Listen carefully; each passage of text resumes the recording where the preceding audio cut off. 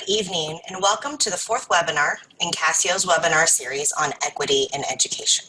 As a longstanding member and supporter through scholarships of both the Benjamin Banneker Association and TOTUS, Casio is proud to partner with them in these important discussions. The title for today's webinar is Examining the Trajectories of Black Mathematics Teachers. We are honored to have Dr. Toya Frank, Dr. Janice View, and Jay Bradley presenting today from BBA. For the sake of webinar quality, we are keeping everyone muted and all videos turned off except for the presenters. If you have a question or comment, please type it in the chat panel and make sure to send it to everyone. This webinar will be recorded and available on Casio Education's YouTube channel and BBA's website. Also, a certificate of attendance will be available upon request. My name is Amy Chow, and I'm Casio's National Training Product Manager, and I will be moderating tonight. We also have Karen Greenhouse, Casio's spokesperson and consultant, helping to monitor the chat panel and relay any questions asked to the presenters. Before we begin the session, I'd like to take some time to share some ways Casio is supporting education. We know that the end of last school year was a whirlwind and that this upcoming school year, or this current school year, is still up in the air for some. So Casio has decided to extend our Casio Cares program to continue to support educators and students through this uncertain time.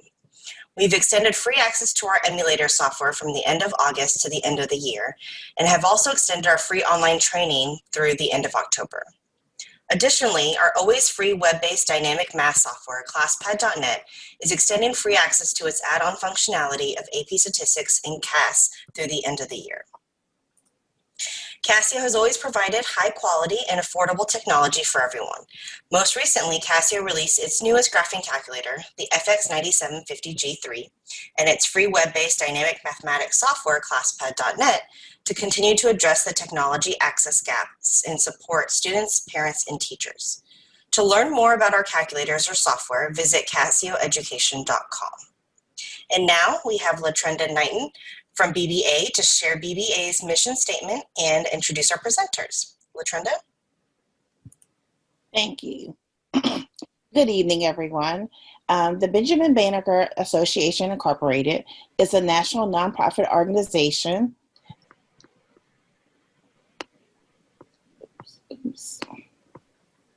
Sorry, technical difficulties. The Benjamin Banneker Association Incorporated is a national nonprofit organization dedicated to mathematics education advocacy, establishing a presence for leadership and professional development to support teachers in leveling the playing field for mathematics learning of the highest quality for African American students. You see a link here to the BBA website, which is very easy to remember, bbamath.org. Next slide, Amy, please.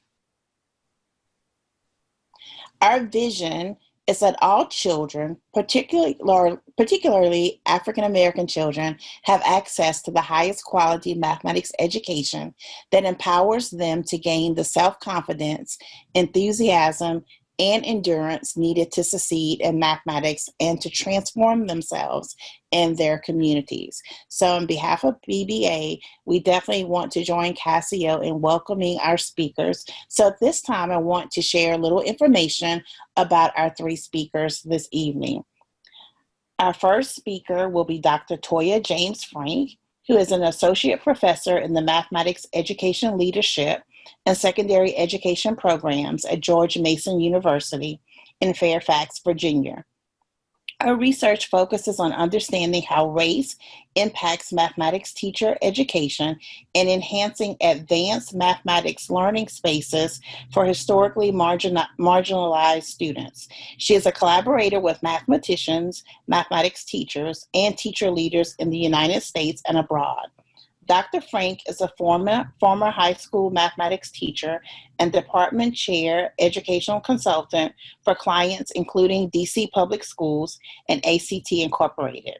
For the 2020-2021 school year, she will be serving as a visiting scholar at the National Science Foundation as a program officer.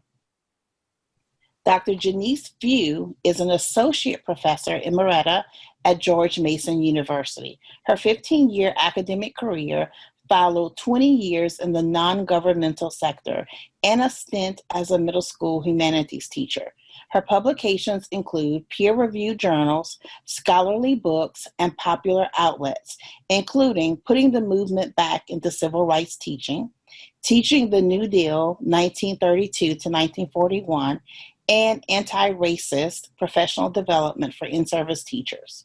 Her current research includes oral histories of Black mathematics teachers, the impact of oral history collection on students' understanding of historical content, teachers' experiences of teaching Black history, and teachers' use of equity data. And last but not least is J. A. Bradley, who is a doctoral student at George Mason University in Fairfax, Virginia. He is currently pursuing a PhD in mathematics education leadership with a specialization in international education. His research interests include the teaching and learning practices of marginalized communities, equity in mathematics education, and mathematics education as related to democracy and development. Jay is a lifelong educator with over 25 years of public school teaching experience in both the Los Angeles and Washington, D.C. metro areas. Thank you so much for joining us.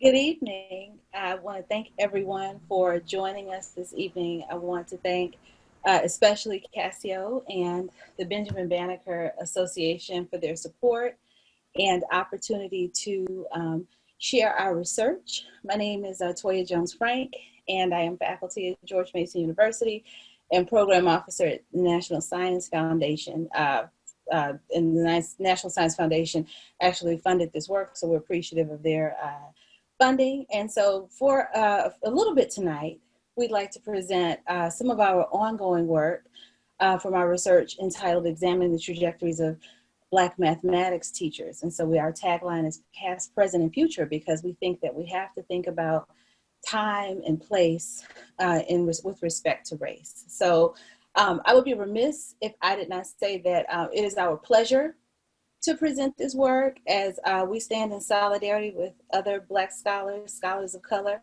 and those who are our accomplices who are doing teach-ins for the scholar strike. And this is our way of contributing to dismantling anti-Blackness, both in the academy and beyond. And so we are happy to be here tonight with critical race theory to cause some good trouble. So I think that I'd like to start by introducing you to one of our research participants. So we're really fortunate in that this work has allowed us to do some really rigorous research, but also to make some connections with amazing people. And so Dr. View, my colleague Dr. View, and my colleague Jay Bradley, who are going to present later, along with, let me also mention our other research team members, our amazing methodologist, Dr. Powell, Dr. Christina Lee, and Asia Williams. We've had the opportunity to travel the country to meet some amazing Black mathematics teachers and host focus groups. And so we'll talk a little bit about that tonight. But the one piece that we believe makes our work really special and unique is the opportunity that we've had to talk with retired Black mathematics teachers.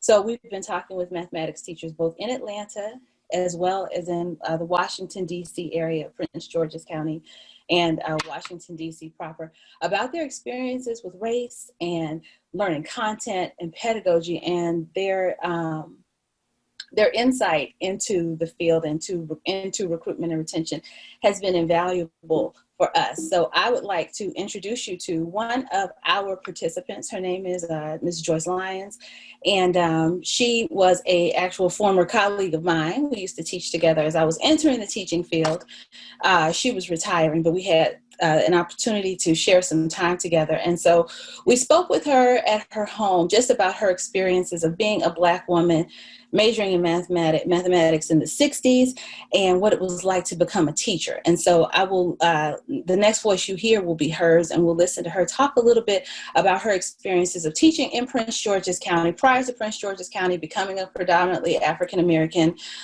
district. And she was there when it was predominantly white, and then she was there as white flight happened, and it became a predominantly Black district. And so these are some of her early experiences. For some reason, the principal had a great deal of respect for me. And I ended up with all of these white kids, so to speak, in my 7th grade class, so-called smart kids. Okay, so this young man was placed in the other teacher's class, who was a white man. And he didn't want him in my class. So I was like, oh my goodness, what am I going to do? You know, I felt really bad because he was, he worked with the Board of Education, and he was a math specialist or something, and he didn't want the kid in my class. He had never observed me, didn't know anything about me. And so the first couple of weeks of school, I don't know what happened, but there was a change.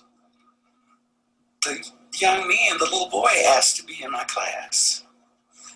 You know, and so mom and dad and the principal didn't know what to do because this little boy wanted to be transferred to my class.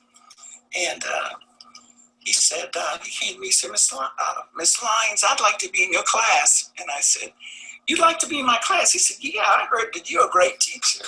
He said, I heard a lot about you, and I want to transfer to your class. And he said, I've asked my mom and dad, and they said, you know, that I could. I don't know what went on behind my back or whatever, but sure enough, he was transferred to my class. And this other guy was very upset because he was the one that told me I didn't have the experience to teach math and whatever. So I back to school night, I would always, I would just present myself the best that I knew how. And the little boy wrote me, he came the next day, and it's still in my yearbook, and he wrote me, he said, at the end of the night, the mother came to me and says, I'm so glad my son is in your class.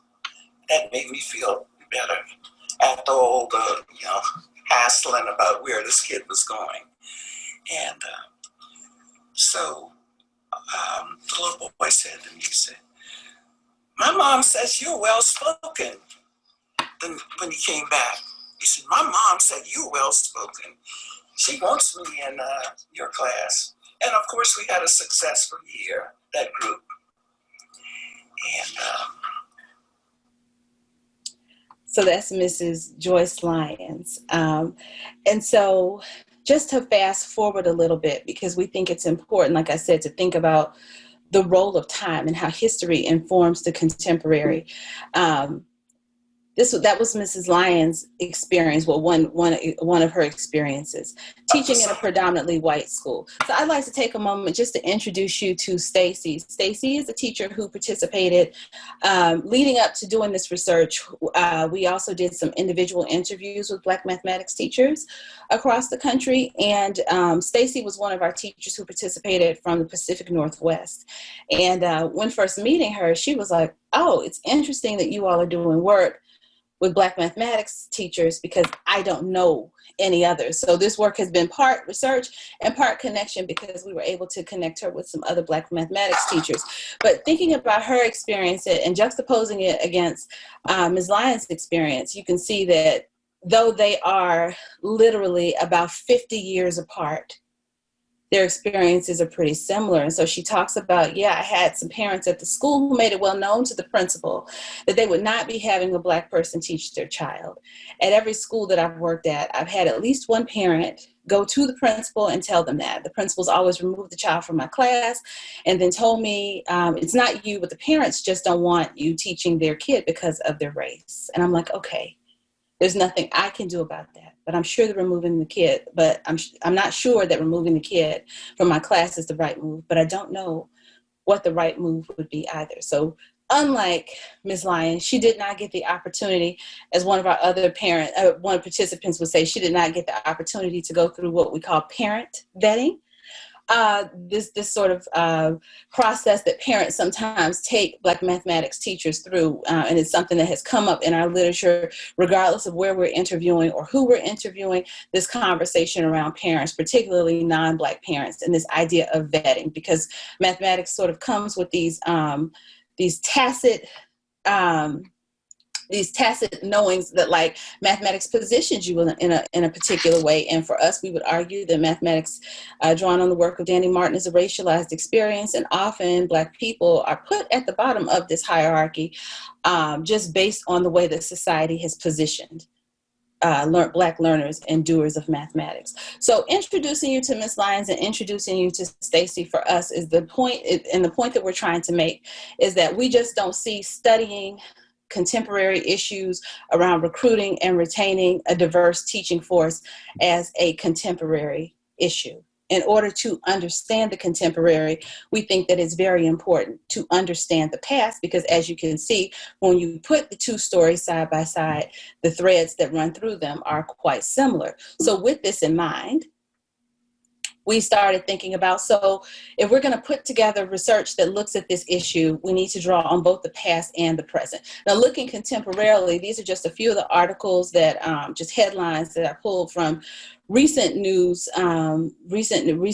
articles just about Black teachers.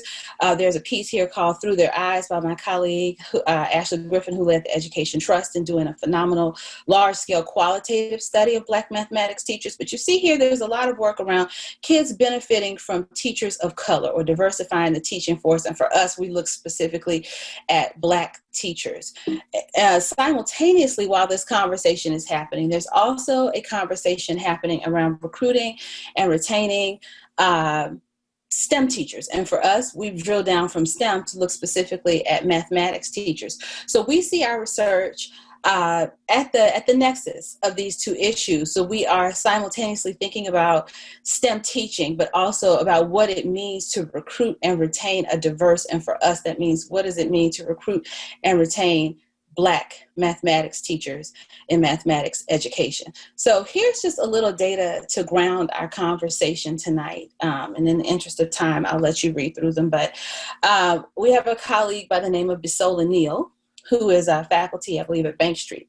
She talks about how Black she's one of the first people I ever saw quantify data on Black mathematics teachers, secondary teachers, and she found that Black mathematics teachers are 1/3 of 1% of all teachers, and they're about 6 to 7% of secondary mathematics teachers. And then you can see there where they're situated, where most men teach at the high school level, most of the secondary Black female teachers teach at middle school. You see that a lot of teachers enter through alternative certification. I'm not sure that it's on this slide, but a lot of Black teachers are also within charter networks and with all career opportunities, and the idea that wage disparities persist is not surprising.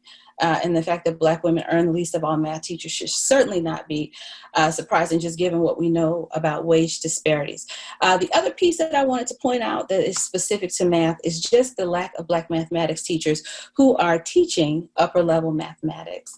So Dr. Neal found that about 3% of calculus teachers are Black, and about 1/3 of 1% of all stats teachers, and I believe that's AP statistics teachers, are Black. So just thinking about, when we think about recruitment and retention, also thinking about opportunities for growth, opportunities to teach advanced mathematics, and thinking about how what we believe about math and what we believe about Black children has implications for what is made available to Black teachers. And then I just wanted to make sure that we think about, like, well, why Black teachers? Why Black mathematics teachers? So there are people who would say that Atkinson et al. Talked about people who present this demographic imperative, right? And for people who know teacher diversity work, there's a lot of work around the idea that students of color should be matched. Sometimes you hear it called the race matching argument, the idea that Black teachers should match the proportion of Black students in schools. And then you also hear other researchers talk about this democratic imperative, the idea that Black Black teachers have success. And African American teachers do come from a long legacy of African American teaching excellence, which we will talk about a little bit in this conversation. And so both the demographic and the democratic imperative are important to our work.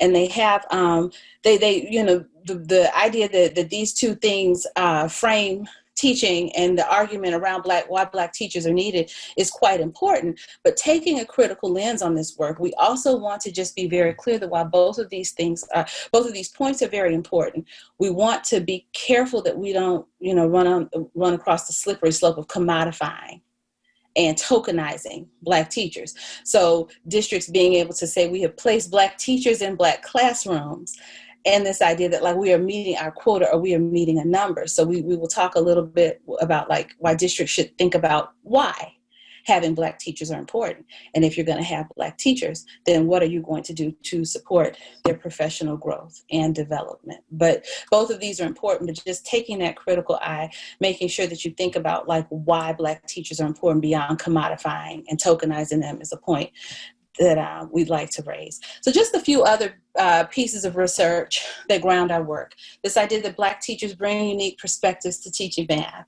Rochelle Gutierrez would say that they are uniquely positioned to deal with uncertainty because Black people deal with greater levels of uncertainty in the world. And so that often translates into their teaching. And again, going back to those demographic and democratic imperatives, educational economists like Dean Klopfenstein have found that Black students do have higher educational outcomes in mathematics when they have Black teachers. And there are also these pieces that while they may not be measured quantitatively by test scores, there are these improved social and academic outcomes. And so you would look at the work of like Clark et al., Evans and Leonard, et cetera.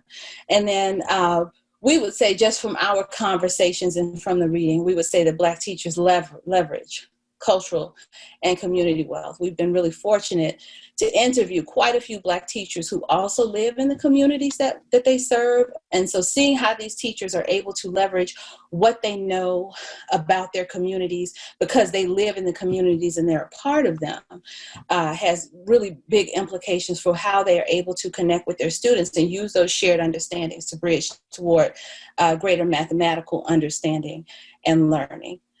Just a little bit of other literature that grounds our work. We also found in a study that we completed, that I completed with a colleague, Dina Khalil at Howard University, Bianca Skates, who is Dr. Bianca Skates, who's at a district leader in our Prince George's County, and a pre-service teacher by the name of Simone Odoms. We found that Black teachers also brought unique views to the actual content. So there was a lot of conversation around how Black teachers often find that that Black people are absent in the conversation of who does math historically. So they brought these sort of culture-centered ethno-mathematical views of the content. And so this idea that sometimes mathematics gets whitewashed was a concern for teachers. And additionally, and not just in mathematics, but also in the broader literature on Black teachers, this idea of kinship and mission. So Black teachers, both in our study and within the literature, believe that they had these relational and socio-political senses of duty to other mother and other father.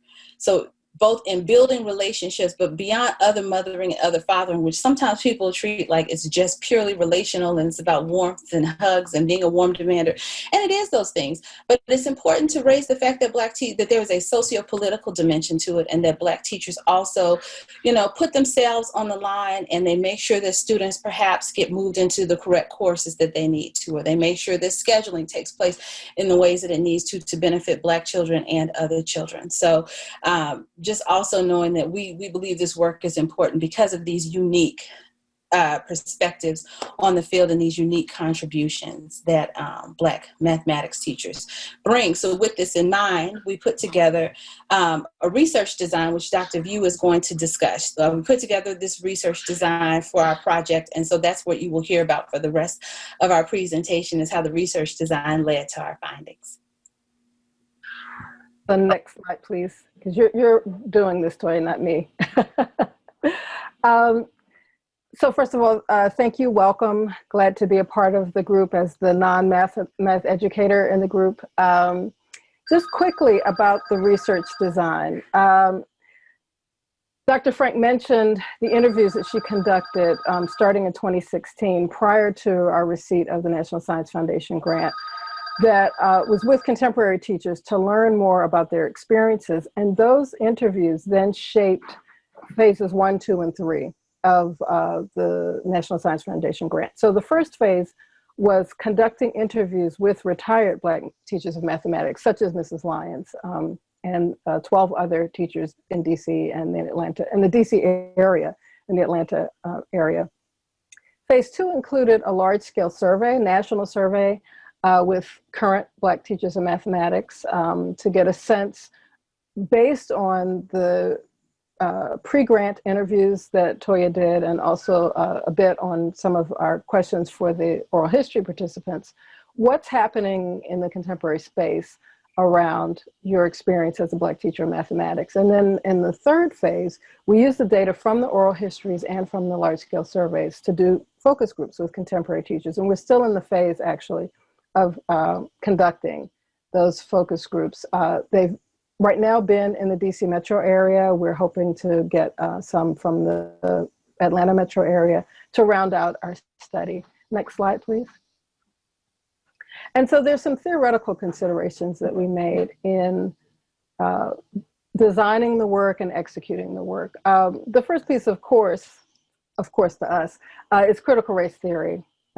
Its origins in legal scholarship, its understanding that racism is an inherent and ongoing feature of US society, and that understanding the counter narratives, such as the oral history interviews and the focus group interviews and so forth, are a way of understanding differently how people conceive of mathematics, the teaching of mathematics, the role that Black people play in the world of math education and math usage. We thought it was really important to analyze the oppression that happens in the intersectional spaces. And we've used a critical quantitative intersectional analysis that shifts from race as a causal variable to one that's to be controlled for. Rather, we use it as a lens for understanding what are the right questions to ask as we go about doing this work. Next slide, please.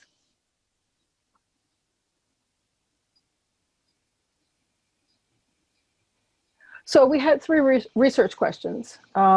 What are the mathematical, racialized, and educational experiences of Black mathematics teachers who taught during the period of de facto desegregation in the United States?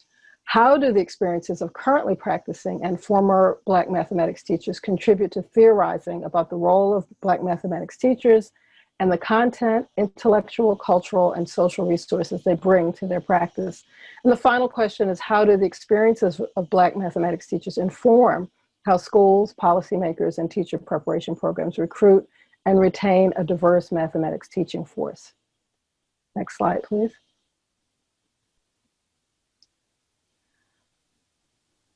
Yeah.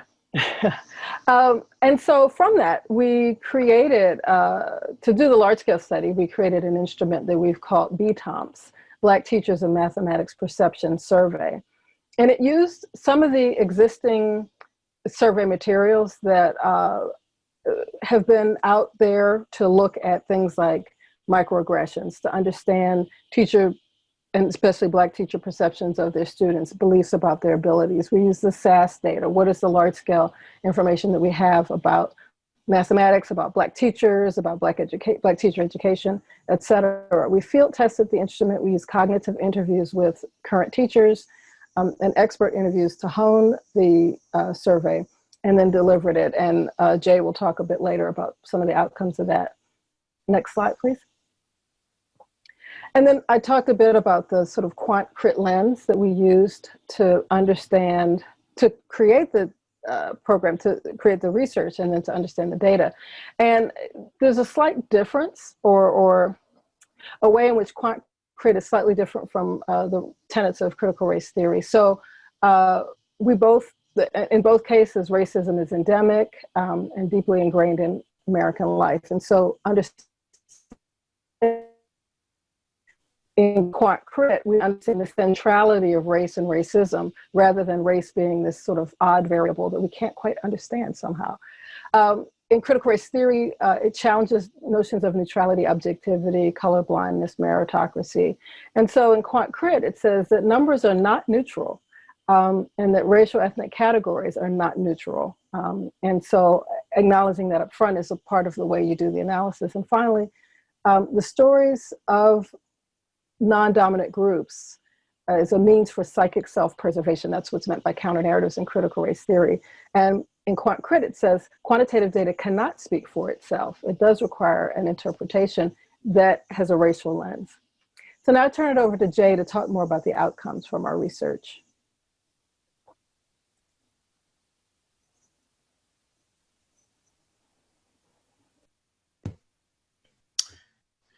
Thank you. So we see a look here at some of the results, the outcomes of the sample that we have here. And I'll just go ahead and let everyone take a look at those. Just some of the numbers. You can see the broad reach of the across the US, where we were able to talk and interview and receive data from teachers. You can see sort of the distributions among elementary, middle, and high. As Dr. Frank alluded to earlier, we were able to get a sample really from both public, traditional schools, charter schools, and even a sampling of the magnet and religious schools. And you can also see a little bit of information there about the routes to licensure for our sample of teachers. Next slide. And then again, we have just some of the responses that we have. 75.1% of the sample agreed with the top statement that you see there on the screen. And then the same for the similarly large number for the statement at the bottom. Right. So, yeah.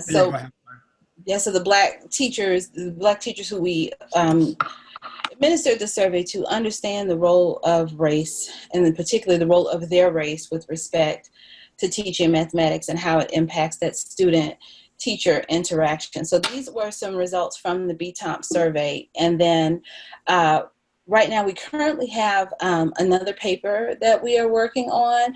We've been able to do, so this is probably our most recent analysis from the data set. We've been thinking a lot about teacher beliefs and how teacher beliefs impact pedagogy. So as a graduate student, I had the opportunity to work on a project around teacher beliefs and how what teachers believe impacts their perceptions of mathematics, their perceptions of what they offer to students in the classroom, et cetera. And so, hold on, we're back. Right, so this is our most recent analysis that we looked at that data and we said, so there is a variable in that data set that's about teachers' awarenesses of their students' mathematical dispositions. And in that study that University of Maryland completed, they found that the teachers of color in the study, and it just so happened that most of the teachers of color in the study were Black teachers. They found that those teachers scored really highly on that measure there, that TSMD measure, that teachers' awareness of students' mathematical dispositions. So we were able to run a regression analysis and look at that variable with respect to variables in our data set. And so you see here some of our preliminary findings. So when teachers were asked whether race played a role with their Black students, the answer was yes, and this variable was an effective predictor. So teachers who understood the role, Black teachers who understood the role that race played in their interactions with their students, also score very highly on this TASMIT score. They understood students, they had awareness of their students' mathematical dispositions. We also found we have some, within the BTOMP survey, we have some culturally relevant pedagogy questions, and we found that teachers who have high levels of culturally relevant pedagogy were also more aware of students' mathematical disposition. So this is just some new data that we've been working through and thinking through in our meetings. And so we're excited to just share that this is just another way to take a look at this relationship between race and mathematics, teaching and learning. The other piece of the survey that we want to spend a little bit of time talking about is the term scale. So there's this larger BTOMP scale. It was a large battery of items, and Dr. View discussed the various places that the items came from. And with those things in mind, we did develop a term scale. And so the term stands for Teachers' Experiences of Racial Microaggressions, because ultimately the grant for the National Science Foundation is a grant that was about participation in STEM teaching, broadening participation. And so for us, we looked to people in education policy who talk about teacher recruitment and retention, and we thought about what was perhaps missing from that data.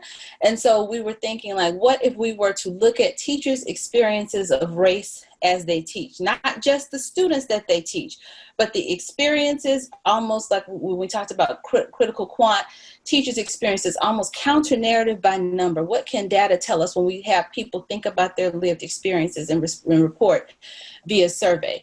And so I just wanted to mention, because I know that sometimes there's contention around the use of microaggressions. We draw on Sue et al., who talk about how microaggressions are brief, subtle exchanges that send negative slights or insults. And so for us, micro is not about the impact, but it's about the level of interaction. So it's this interpersonal level of interaction. But we would be remiss if we didn't acknowledge that these interpersonal interactions are perpetuated in these larger structural, in these larger structures. So larger institutional structures with respect to schooling and organizational structures. So that's just a little bit about how we conceptualize racialized microaggressions, because you can have microaggressions with respect to gender, sexuality, etc. But we focus on racialized microaggressions. So we started with a larger set of items, and ultimately we ended up with 16 items, and there's a 6-point scale. So the responses went from like never, that was like maybe a 1, and 6 was like once a week or more. And so one example was, I experienced feelings of isolation in my school district, and we were just really excited that the items have high reliability. So they're measuring what we intend for them to measure. And so with respect to the term scale, these were just some of the findings. So about 60% of teachers, Black mathematics teachers, indicated having some feelings of isolation because of race in their school or district, at least a few times a year or more. 60% responded that they'd been made to feel intellectually inferior because of their race at least once monthly. And about 58% indicated that at least once per month they felt like their contributions were minimized due to race. So we just thought that sharing those were important because, like, again, going back to the relationship between math and race, and particularly how Black people have been positioned with respect to mathematics learning. We want to think about what the implications around those sort of faulty assumptions around learning and intelligence, how they play out in mathematics teaching. So another finding was just this idea that about more than half of our sample found that they had their academic ability or intelligence minimized once or more. And so we found this in the survey, but having the opportunity to talk with teachers via focus group has shed some light on, perhaps we asked the teachers in our focus groups to go back and sit with this data and think through it and help us make sense of it. And we want to hear about how they're processing it. So we're excited that we have some papers coming out. We have one coming out in Ed Researcher. It should be out in a few months. And we have another one that we're working on that talks about after the quantitative piece, then talking with teachers about what we found from the quantitative work. So a more mixed methods piece that should be coming out this spring. And then ultimately just looking at just the idea of, like, have you ever experienced a microaggression? And over 96% of the teachers in our sample say that they've experienced some negative or insulting comment about race. So this is descriptive data. And so I will say that we believe that we have one of the best methodologists out there. His name is Dr. Marvin Powell. He's been instrumental to this work. So we didn't just want to look at how teachers responded to these items, but we wanted to say, okay, so we know that Black mathematics teachers are experiencing microaggressions within their teaching. What do these microaggressions, what might they say? What is their predictive value in thinking about teachers' decision to leave the field? So what we have here is a data table, just thinking about, just a regression table here. So we draw quite a bit on the work of Richard Ingersoll, who is an education policy person. And so he has written about both teachers of color and about STEM teachers, and he's written about them separately. And so we've done some work just thinking, like we said before, across those two bodies of literature. And so in one of his pieces, he found, particularly for teachers of color, he found that like organizational issues that, one might think would be predictive of people leaving, like salary, or the number of students of color in a building, which wasn't surprising because Black teachers, if we go back to work like Sabrina King, 1993, the literature would tell us that Black teachers go where there are Black children, typically, if I'm generalizing. So we thought about it. We said, so if teachers are not leaving, but he said there are these organizational pieces that need more exploration. And so maybe we should start to look at those things. So as a team, with a critical lens and an eye toward race, we said having the experiences as a predominantly Black research team of not just writing and reading about microaggressions, but also experiencing them both as former teachers, as academics, as Black people living in the world, we said, let's think about what microaggressions might predict when we think about teachers, when teachers think about leaving the field. So what you see there in Model 1 is just the coefficients for like teachers' thoughts about leaving the field. And you see that we look at like, teachers' gender, age, salary, etc. But what I would like to do is direct your attention to is that second model there. And if you notice, microaggressions is in red. And this for us was exciting from a research place, but also disheartening for us. We always live in that space of like being researchers and, being excited about what data can tell us, particularly when you put a critical lens on it and contextualize it, but always disheartened by what the data tells us because these are people's lived realities. These are not just data points. So when we look at that second table, what we find is that microaggressions are explaining quite a bit of variance in our model. So teachers experiencing these racialized experiences are having higher thoughts of leaving the field. And so, we would offer up in our educational researcher piece that'll be out in a few months, we would offer up that as people, particularly as policymakers and administrators, start to think about organizational issues, consider organizational issues with respect to race. So Jay is going to talk to us a bit more about implications around this work, what this work might mean by looking at the descriptive data, looking at how microaggressions play out in this particular model, and thinking about what we're learning from the B. Tom's work. And so just really quickly, because I'm going to turn it over to Jay, for us, we felt like the work would be incomplete if we only had the survey, or if we only had the oral histories, or if we only had the focus groups. So it's been really important for us to take this mixed methods approach, to look at the work qualitatively and quantitatively. And so what we've been talking about, or what we've named it for us right now in our research teams, we've been talking about Black teachers and the arc of resistance, because there is this intractability of racism, as we can see from like the testimonies and the oral histories of teachers like Mrs. Lyons and Stacy and our focus group participants and our survey work. And so we don't just want to think about it. The diagram there, if you look at it on the left, it lays out like Black education is informed by, the Black teaching force, math education, technology and innovation, and then just these big events that happen in the U.S. system. And so you see that we've laid out different events along those timelines. We call this our intertwining timeline. It comes out of my work with Dr. Lawrence Clark at the University of Maryland. But we say that we have to think about all of these things together. We have this notion to try to parse things apart, but we think that this is messy work, and we think that complex questions require complex analysis, and so we thrive in the messiness of it.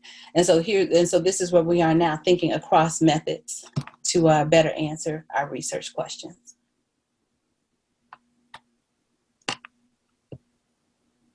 Jay, turn on your mic. Thank you. Yeah, so and I see in a lot of the comments too, people sort of reflecting on their own previous experiences. And so we're thinking about that too. I'm thinking about my own experience as, since the first time I walked into a building in '93 and starting my own career, about how this fits in terms of policies and recommendations and things that we want to not only have the advocacy piece that you see there, the building of community, you sort of see this intersection, that blue space in the middle, and also as being mathematics educators, thinking about professional development and the types of what I would call professional learning communities that would contribute to people remaining in the field. So if you could go ahead and next slide, please.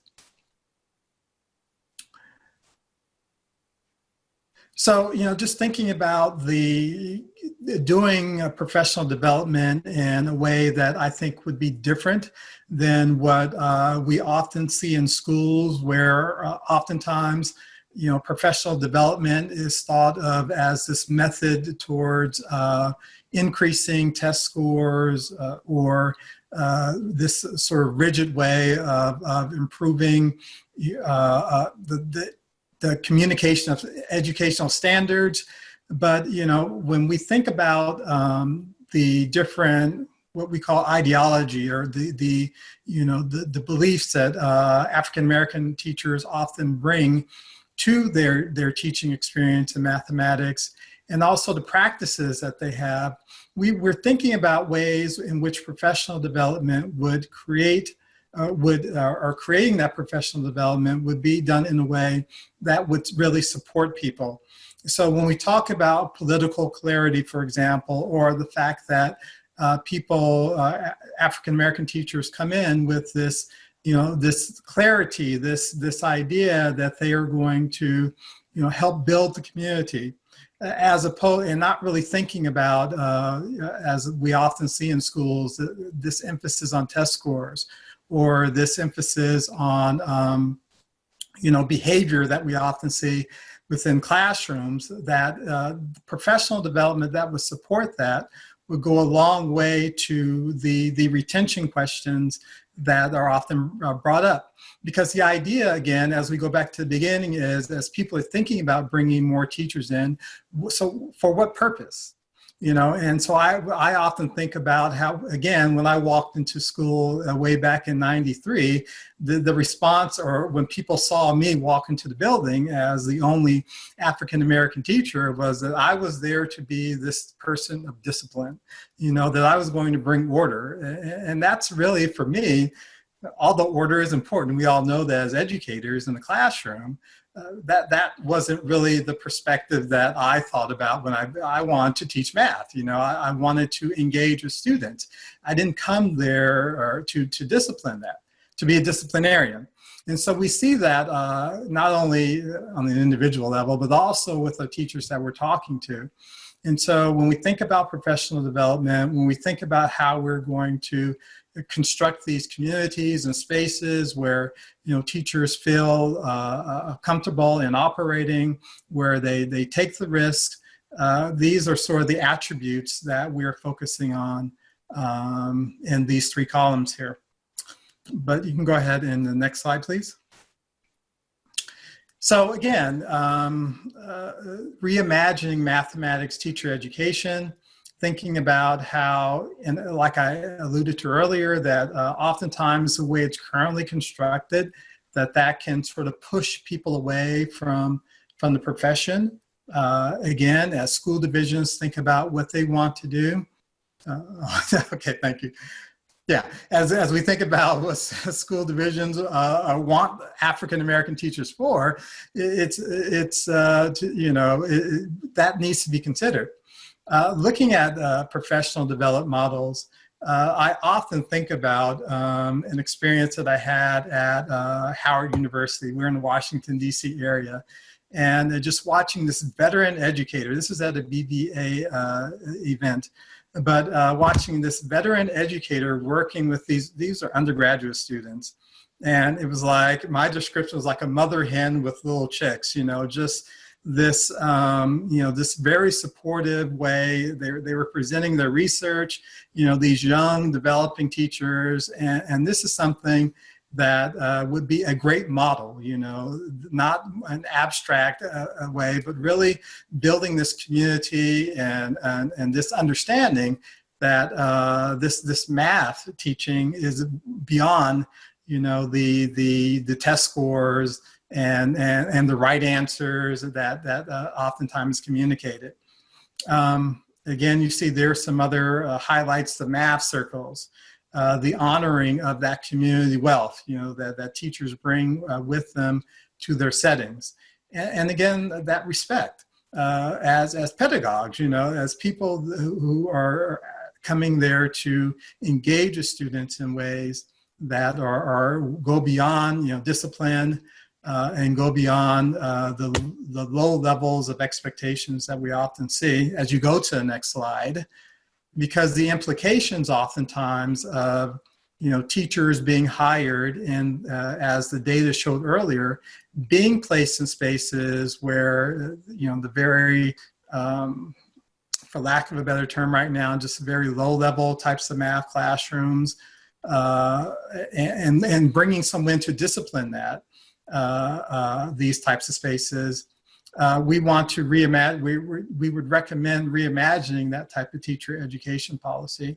And if you look at that first point there, that bias that often is a result of the conceptualization of teachers as being disciplinarians, okay? And so there's not that vision of that we're bringing someone in to challenge students, to engage students in meaningful ways. But when you perceive that this person is a disciplinarian, then that type of bias happens. And so we see that people are not brought into spaces where they would actually be a great benefit. So if you look at the third point there, where the advanced mathematics, to advancing Black teachers into mathematics instructional leadership, and the recruiting, a piece that's there also, because of that that way of looking at teachers as not being, these math educators, but as something else, that really contributes to the types of policies that we're seeing. So again, as school divisions are thinking about ways of increasing their numbers of Black teachers, it's very important that they consider for what purpose and for why. And again, if it's, this sort of idea that, again, a lot of people see, I'm seeing in a chat, if that's the idea, then we are going to have these same kinds of issues that we've had over the past 50 years that we've been talking about. You can go ahead and go to the next slide. I think there's one, before the question and answer, the Q&A. No, but go back, yeah. But yeah, so, yeah, okay, thank you. Yeah, yeah. So again, the idea is that just that strong considering for what purpose, and so as we believe, as we looked at the earlier slides, that the data shows that students would really benefit, and so for those who are doing the hiring, whether they be administrators or supervisors of administrators, whether it be those who are doing that professional development, we are hoping that this research will sort of turn that focus away again from discipline, from low levels of mathematics education, to really encouraging a broader view of African American teachers. Just one point of clarity before we get into the Q&A. Some people really liked the slide that talked about the ideologies, the beliefs, and the practices of Black teachers of mathematics. And what we failed to do on that slide is to attribute that to Acosta, Foster, and Houchin. They put out a piece. Oh, I'm sorry. Showing. Yeah, I think it's on the bottom. part. Yeah, I think it's in the notes. It's in the notes, but I just want to be clear with people that we did not yes, invent this. Right. You Yes. know, Yes. I'm so sorry about it. Acosta, Foster, and Houchin in 2018 Yes. did a piece on African American pedagogical excellence, and they were the ones to define these three categories of the history of Black teacher work across time. And again, it supported our notion of so this past, present, and future. What we are doing, however, is expanding this work in our conversation about this arc of resistance. And so as we're looking at the many ways that Black teachers of mathematics have resisted racism across time, these become frames for, okay, what does that behavior look like? How do those beliefs manifest themselves? How do we know what the ideology is if we're talking to oral history participants, focus group participants, and then interpreting the data from the large scale survey? So I just wanted to mention that just for integrity and clarity. Oh yeah, thank you. Yeah. That's important. Yes. Right, so we do have a few minutes if anyone has questions or comments. We would love to hear feedback. I've been trying to interact as much as I could, trying to work the chat and slides as well. But yeah, we are thankful for the opportunity, and we'd love to hear from you all. One of the questions, Toya, has to do with whether or not teacher perceptions were the same in districts where there was a majority teachers of color versus districts where teachers of color were in the minority. And I don't know if we have that discernment in the data. Right. So that was one of the pieces we were thinking through. So the funny thing is we had great teacher participation. We had lots of completed surveys, but there were just a couple of questions that teachers really struggled to answer. And one of them was location.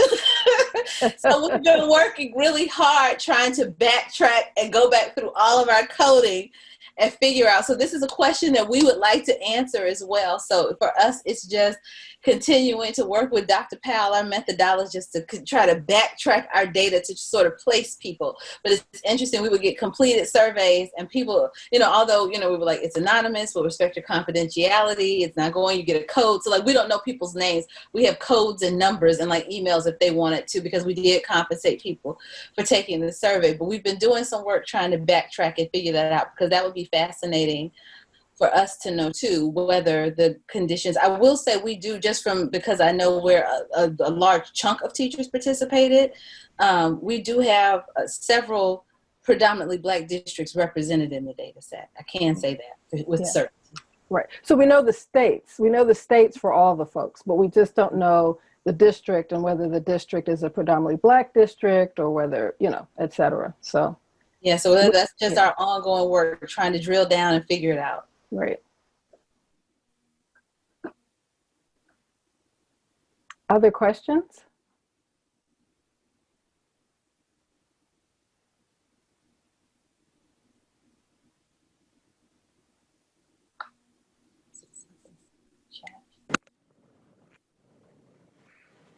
Okay, so here's a question.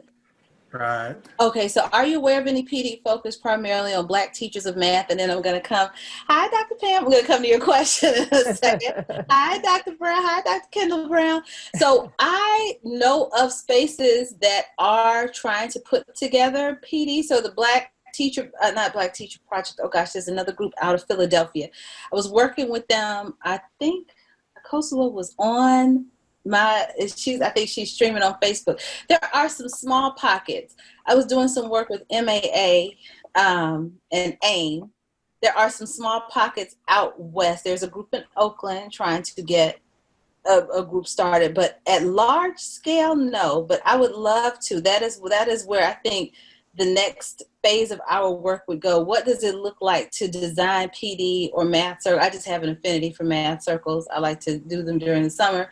I like to just go play and tinker with the problems. But last summer when I went, after Dr. View made that Acosta et al. Article available to our team, I did start thinking, like, what does it look like to run PD, specifically math circles, with this sort of framing in mind. So I know of a few places, and I can email somebody I can email, I think that was Dr. Kendall who asked me that. The other places, once I get off, because I'm having a brain freeze right now, but I do know of a handful of places. But the idea of doing that kind of work is like inspiring to me.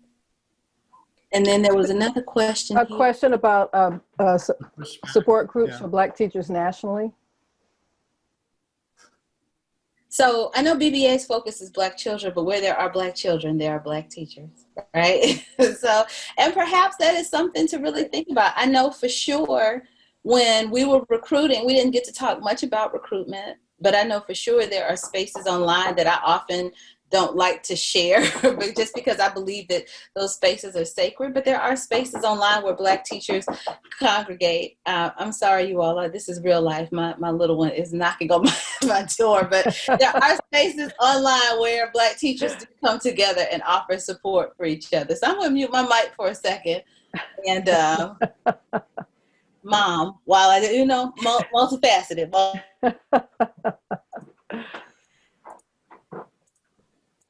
Well, we want to thank you all for your presentation and sharing your research, and we definitely look forward to continuing to follow along with your research. We want to also thank Latrenda and BBA for your partnership.